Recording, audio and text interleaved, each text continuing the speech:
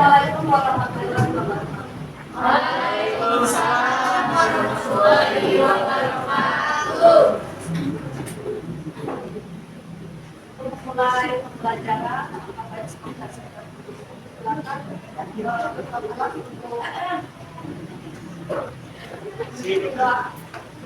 siap berhenti mulai.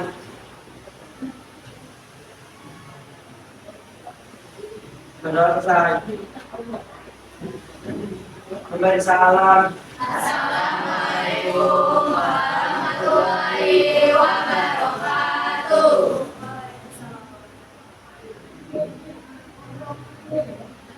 Selanjutnya kita motivasi ya pembelajaran ini.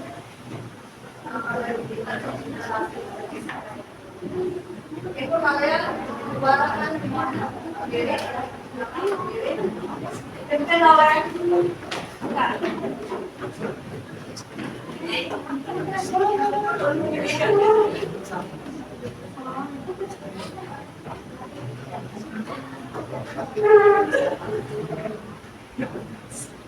Hiduplah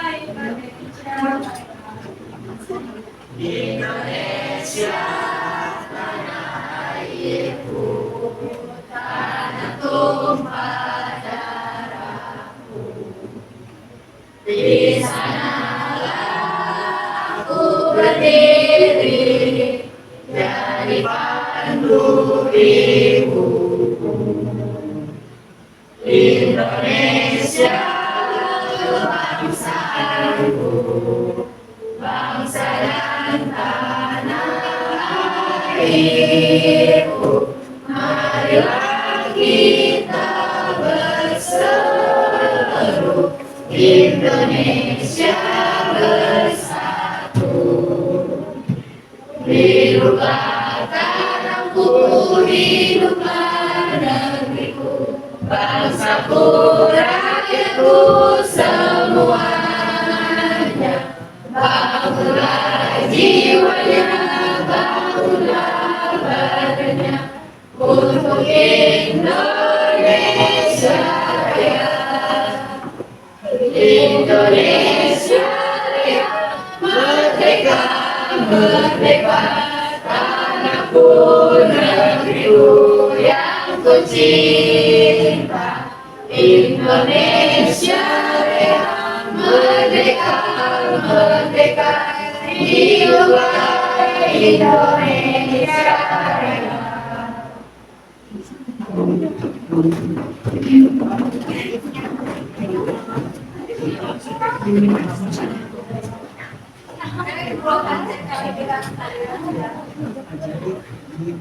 Yang lihat ikan sawah di Anissa Rahmania, di Anwar Ari, Arya Putra, Dana Abu Rosin,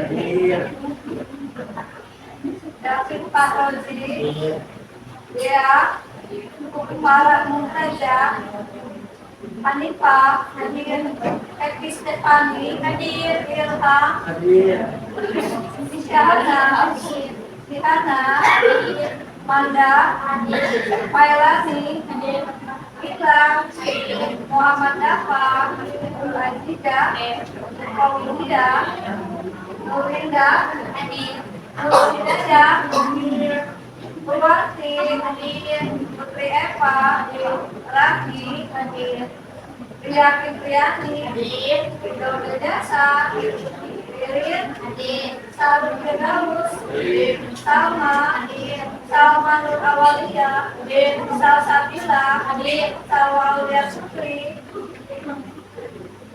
Salsabila Wapa, Sekar Apa, Adirita, Jelpira, materi hari ini tentang norma ya, pelajaran peserta didik mampu memahami pengertian norma. Peserta didik mampu mengidentifikasi dan berlaku dengan macam norma yang berlaku dalam masyarakat.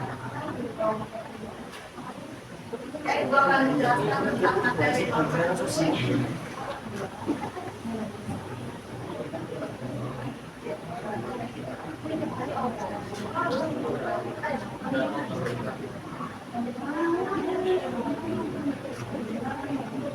Ini ya, norma adalah aturan yang mengatur perilaku individu dalam masyarakat. Mempelajari norma sangat penting untuk menjaga keharmonisan dan keselarasan dalam kehidupan sehari-hari. Jadi ada jenis-jenis norma ya. Ada 4 ya di sini, yaitu norma moral, norma kesusilaan ya, norma hukum, ada norma agama, dan ada norma sosial. Norma moral ini berkaitan dengan nilai-nilai yang berlaku dalam masyarakat, baik dulu benar salah dan etika. Kedua, norma hukum, norma yang ditetapkan oleh sistem hukum suatu negara dan mempunyai sanksi yang mengikat. Ketiga, norma agama, norma yang bersumber dari ajaran agama dan mengatur tindakan individu dalam konteks spiritual. Dan norma agama di sini lebih ya, mengedepankan adanya hak bertawar dan hak berbeda. Oke, yang selanjutnya norma sosial. Norma yang berkaitan dengan keteraturan sosial dalam interaksi antar individu maupun kelompok. Oke, lanjut. Di sini ada contoh-contoh norma dalam masyarakat. Ini ada norma lalu lintas, norma sekolah, maupun norma tempat kerja. Norma lalu lintas, contoh norma yang mengatur perilaku pengendara di jalan seperti mengikuti aturan lampu lalu lintas dan memakai seatbelt atau pakai helm.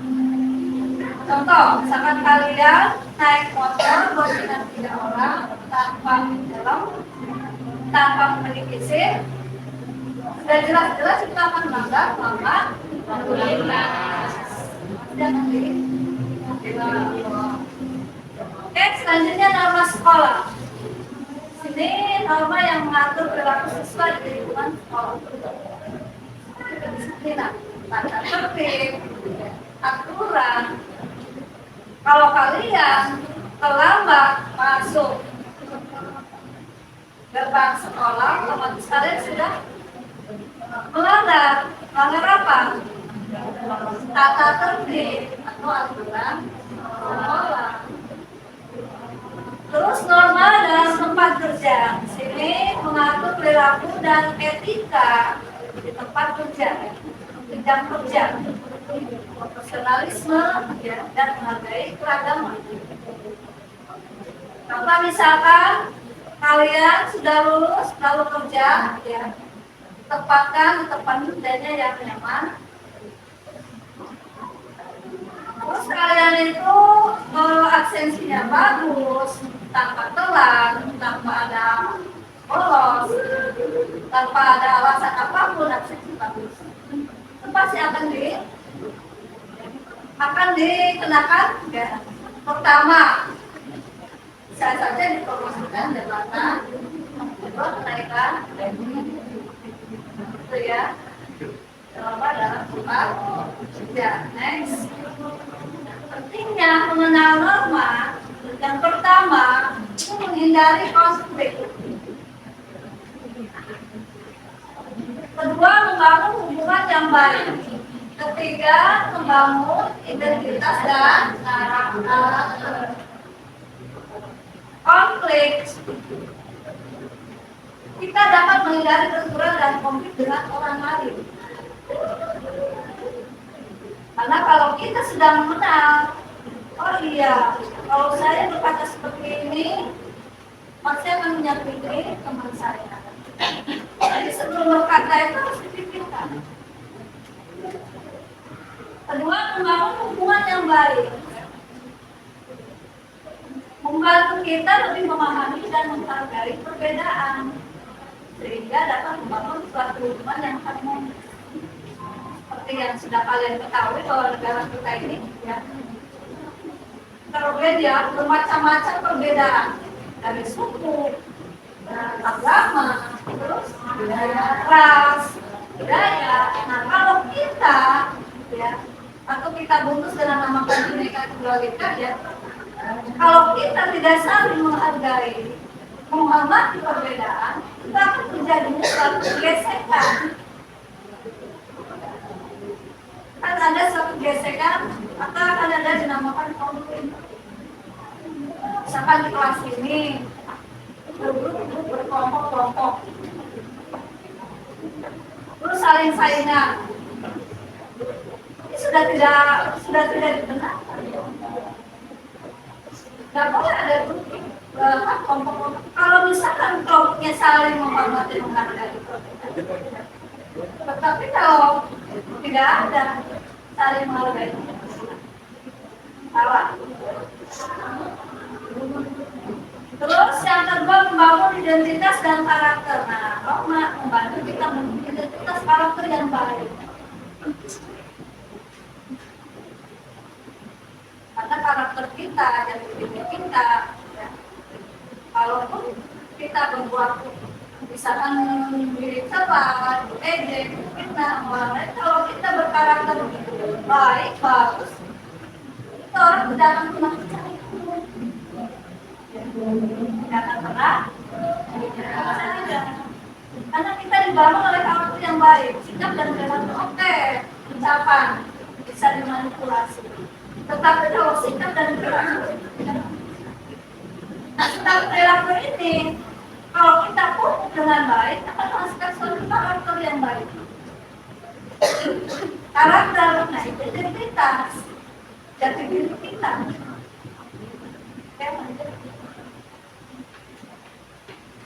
Peran Roma dalam kehidupan sehari-hari. Silakan kalian baca. Di sini ada panduan berpindah. Melindungi masyarakat dan menghormati kehidupan bersama. Panduan bertindak apa? Bagaimana kita seharusnya bertindak dalam situasi tertentu sehingga kita dapat berinteraksi dengan orang lain secara efektif. Melindungi masyarakat. Kedua, berfungsi untuk melindungi masyarakat dari perilaku yang merugikan dan bertentangan dengan nilai-nilai berwujud tinggi. Terus menghormati kehidupan bersama. Dengan mengikuti apa yang berlaku dan menunjukkan rasa hormat dan solidaritas terhadap orang lain dalam kehidupan bersama. Nah, kesalahan yang sering dilakukan dalam melanggar norma apa saja kesalahannya? Konsekuensi, egois dan tidak baik, membenarkan pelanggaran dengan alasan pribadi, dan menghormati perbedaan. Menjaga dan menegakkan norma.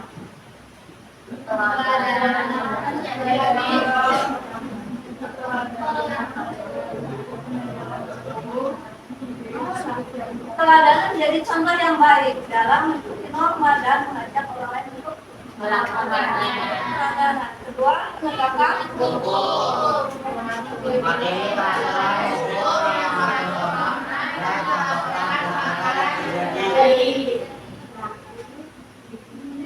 Pendidikan dan sosialisasi.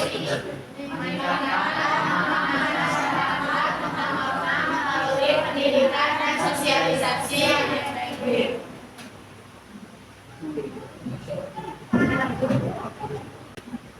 Oke, ya, video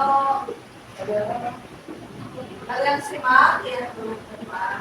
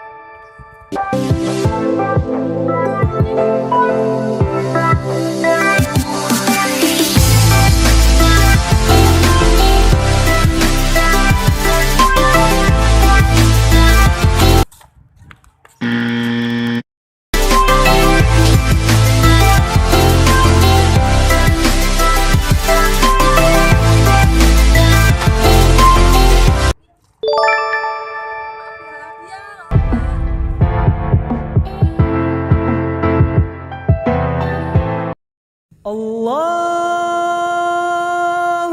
Dad, sudah azan. Nonton ini aja dulu.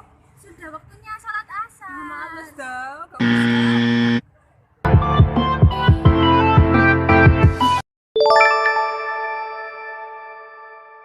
Allahu Akbar, Allahu Akbar, Allahu Akbar, Allah.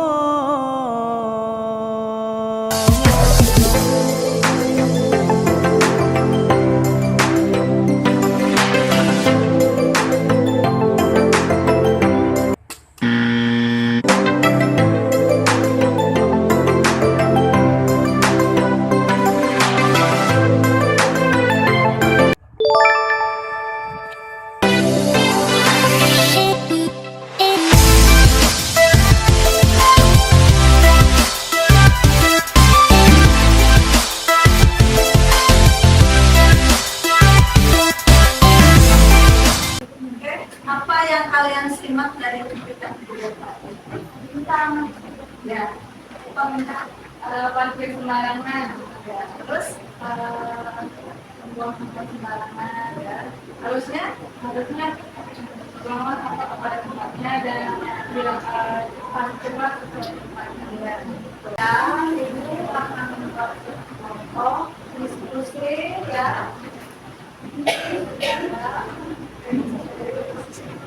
Akan bagikan tentang kasus ya pelanggaran norma.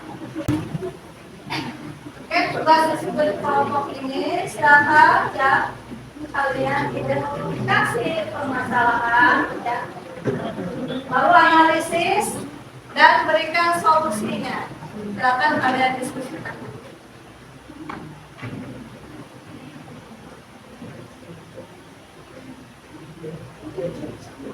Diskusikan, silakan dulu ya, apa kasusnya apa ya, kalian baca dulu lalu diskusikan, lalu buat analisis PJBL dan proyek, kalian membuat suatu proyek.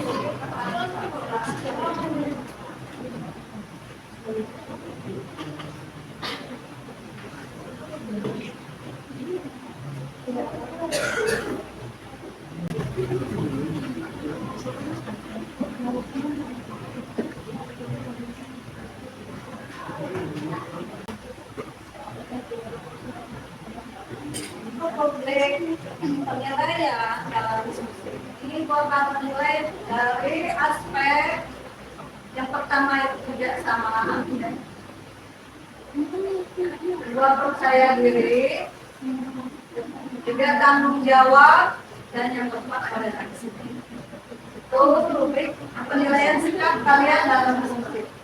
Yang kedua, untuk rubrik penilaian presentasi yang akan dinilai yaitu dari penampilan sikapnya.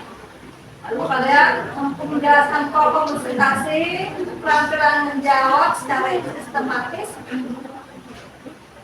dan juga keterampilan kerjasama dalam kelompok. Kita presentasikan tugas dari kasus-kasus pelanggaran norma. Misalkan kelompok 1.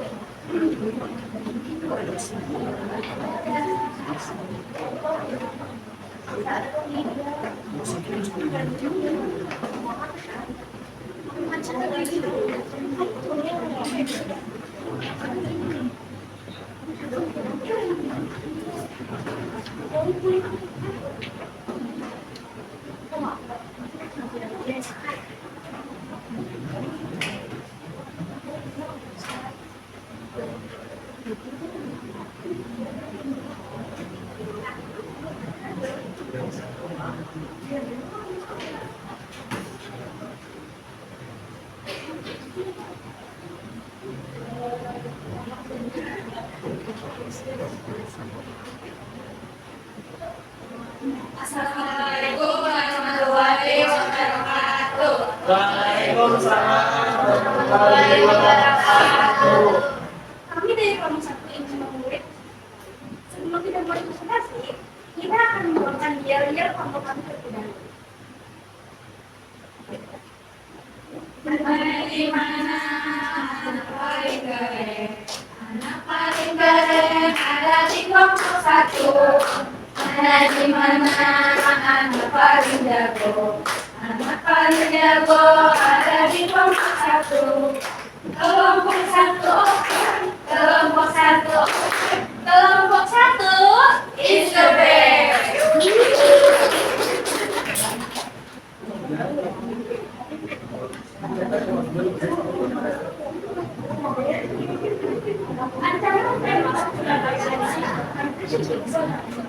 Pelanggaran lalu lintas yang menjadi zona publik menyebabkan Pemkot Surabaya mengambil tindakan. Perlunya kesadaran bersama lalu lintas ada 3. Pertama, pengaruh media sosial. Media sosial mempengaruhi perilaku pengguna jalan raya dengan adanya konten yang mendorong pelanggaran lalu lintas. Kedua, budaya self-expression. Budaya self-expression yang berkembang dalam masyarakat bisa menyebabkan pelanggaran lalu lintas. Ketiga, konflik dan berbeda. Pelanggaran lalu lintas sering terjadi karena peserta ingin menunjukkan konflik dan berbeda dalam dengan edukasi keselamatan lalu lintas. Yang pertama, edukasi keselamatan lalu lintas. Edukasi yang intensif mengenai keselamatan lalu lintas dapat membantu mengurangi pelanggaran norma yang terjadi dalam persidangan. Kedua, kampanye kesadaran. Kampanye yang menyasar peserta dan penonton publik dapat meningkatkan kesadaran akan pentingnya mengikuti aturan lalu lintas. Yang ketiga, peran orang tua. Orang tua menjadi peran dalam menjaga anak mereka mengenai pentingnya menghormati norma lalu lintas dalam kehidupan sehari-hari.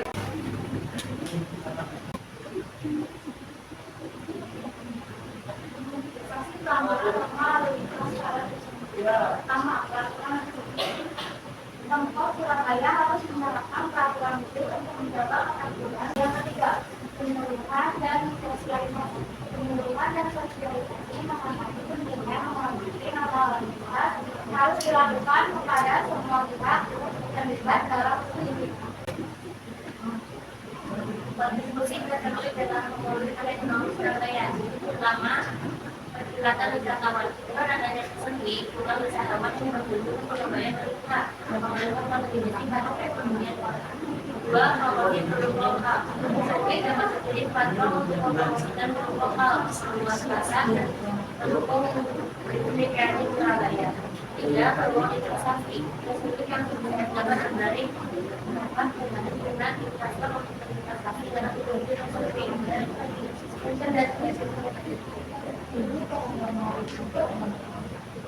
pertama, terdepan dari solusinya. Pertama, memastikan evaluasi survei mendapatkan dukungan dari Pemkot Surabaya dan mematuhi lalu lintas. Solusi, kolaborasi antara Pemkot Surabaya, panitia, peserta dan penonton untuk memastikan keselamatan dan keteraturan lalu lintas selama musim liburan. Pertama, mengatasi eksistensi dan keberadaan dari pihak yang terkena dampak lalu lintas akibat tersebut. Solusinya, komunikasi yang terbuka dan dengan pihak terkait untuk mencapai kesepakatan yang saling menguntungkan.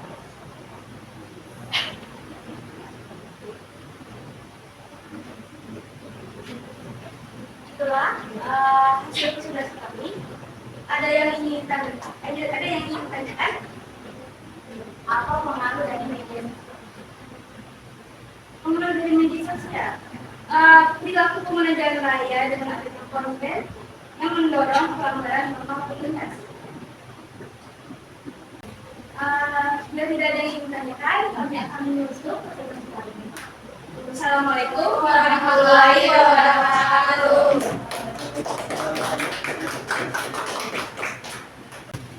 Oke, Ibu sudah memberikan tugas mandiri di kelas. Tugas mandirinya kalian kerjakan atas buku catatan saja. Di buku paper. Bapak kalian kerjakan. Oke, presentasikan satu ya. Oke, Ibu absen ya kalian. Untuk presentasi tugas materi. Bisa Ramania.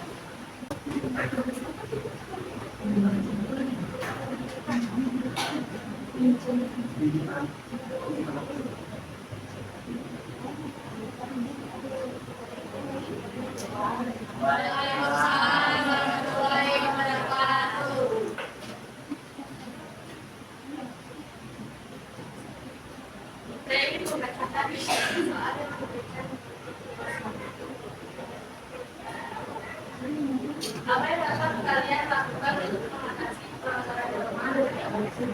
Jelaskan mengapa terjadi pelanggaran rumah. Salah satu penyebab terjadinya pelanggaran rumah di masyarakat yaitu karena kebiasaan. Apa yang dapat kalian lakukan untuk mengatasi pelanggaran rumah?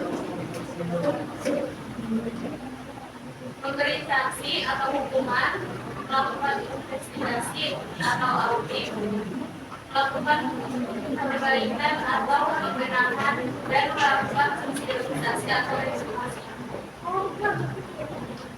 Jelaskan faktor-faktor penyebab terjadinya pelanggaran hak dan kewajiban warga negara. Yang pertama yaitu kurangnya pendidikan dan pemahaman mengenai hak dan kewajiban. Kedua, ketidaksetaraan ekonomi dapat menjadi pemicu pelanggaran.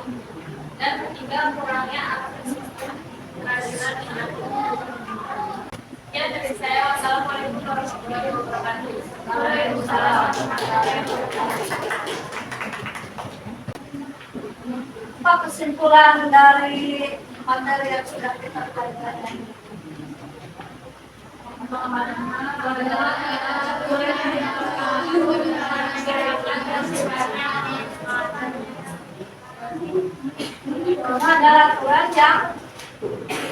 dalam kehidupan masyarakat yang sifatnya terus aturan ini bertujuan untuk mencapai kehidupan masyarakat yang aman, tertib, dan sentosa. Manfaatnya yang bisa kita ambil dari pembelajaran hari ini.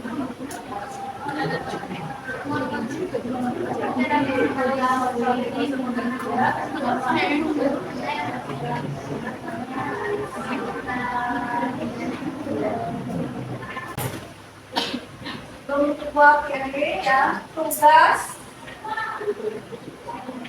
sudah membuat tugas krisis, sudah kirim linknya lewat grup kelas.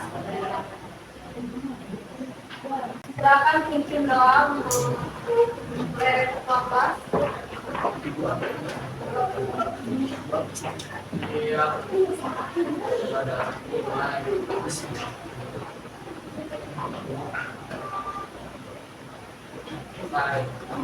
Salam.